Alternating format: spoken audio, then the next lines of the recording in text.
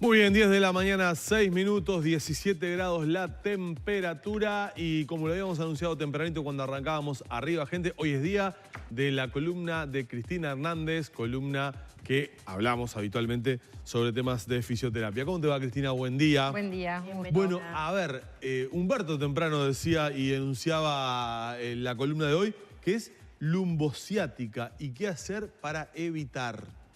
¿Qué es la lumbociática? Bueno, la lumbociática es, ¿cómo te decir? Un padecimiento, un dolor muy intenso que se produce en la zona lumbar a raíz de, puede ser por una compresión del nervio ciático, ¿tá? Una contractura, pero siempre la lumbociática está dirigida a la inflamación o compresión del nervio ciático.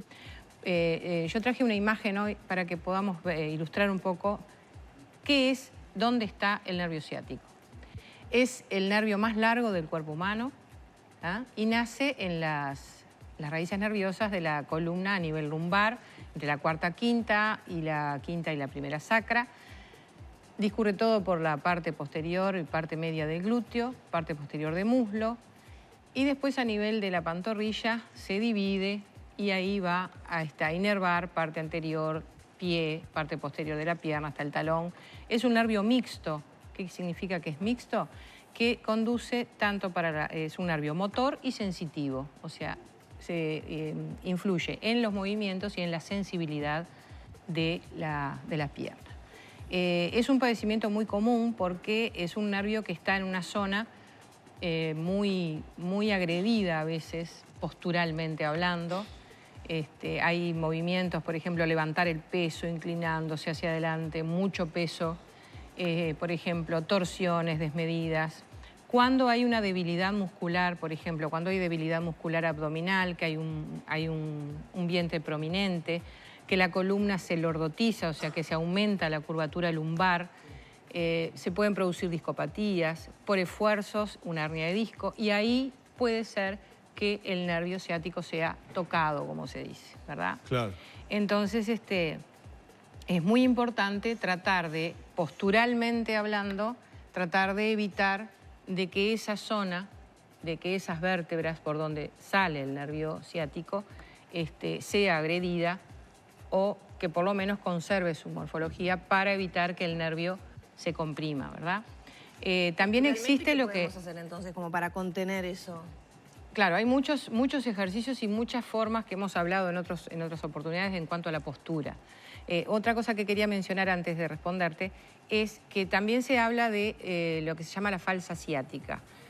Pero no es que sea una falsa ciática, o sea, el nervio se ve agredido también, pero es no a nivel de las raíces nerviosas, o sea, no donde nace el nervio ciático, sino a nivel del músculo piramidal, que es un músculo que se discurre en forma transversa, y muchas veces cuando ese músculo, se contrae y queda contraído, se comprime el nervio ciático. Es un dolor, por ejemplo, que lo van a sentir, por ejemplo, en el tercio externo del glúteo, ¿tá? No están hacia adentro, sino más hacia el tercio externo.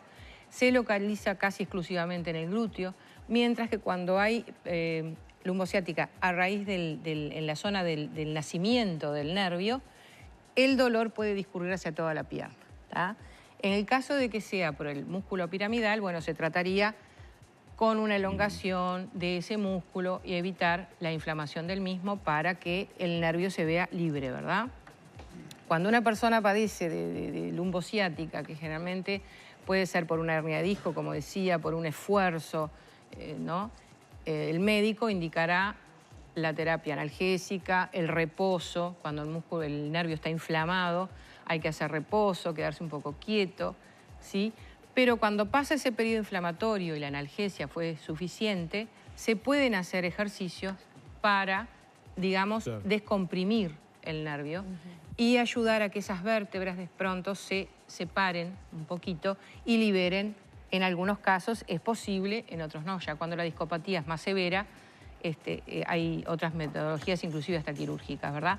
Pero es muy importante en cuanto a lo que a mí me compete, que son los ejercicios. Podemos ver, si nos muestran las imágenes, ejercicios que nos pueden ayudar a liberar y a despegar, abrir esas vértebras lumbares para que el nervio se libere y se relaje la musculatura paravertebral lumbar. Ahí tenemos una flexión en posición de cúbito dorsal, una flexión de la cadera, presionamos la rodilla hacia el pecho y de esa manera, llevando la rodilla hacia el pecho, la musculatura paravertebral lumbar se estira y ayuda a que las vértebras se separen, liberando el nervio, ¿sí? Este ejercicio, por ejemplo, se puede hacer si la persona tiene ya cierta tonicidad abdominal. Cuando hay debilidad abdominal, este ejercicio sería para una tercera etapa, digamos, ¿ah? Porque al tener debilidad abdominal, el levantar las dos piernas juntas puede implicar un esfuerzo lumbar innecesario. Este ejercicio ayuda muchísimo. Las personas que tienen debilidad abdominal suben una pierna primero y la otra después, nunca las dos juntas. Este ejercicio de sentados vamos a hacer un rodamiento de la columna, empezando por el apoyo del sacro, hasta que se apoye vértebra por vértebra. Podemos llevarlo hasta el piso o mantenerlo ahí en una flexión de cervical y de esa manera elongamos toda la musculatura paravertebral. Hay que aflojar los hombros, no se pueden elevar los hombros. Acá se hace este ejercicio, por ejemplo, en gente que tiene una discopatía más severa, no se puede hacer porque hay una rotación. Pero estos ejercicios los estamos haciendo como para prevenir la cuestión de la lumbociática. Acá hacemos una rotación lumbar y una flexión hacia la rodilla. Tronco de frente y después se realiza hacia el otro lado. Cuando hay un dolor intenso y no se ha producido la terapia analgésica o antiinflamatoria, este ejercicio no.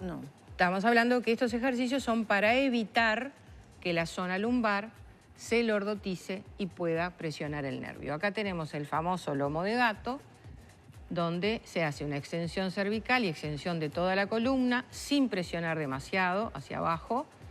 Y después en la segunda etapa es cuando se flexiona las cervicales, la cabeza, y se produce una elevación de toda la columna lentamente, relajando la musculatura de hombros y de esa manera muy lentamente vamos separando las vértebras y elongando la musculatura paravertebral.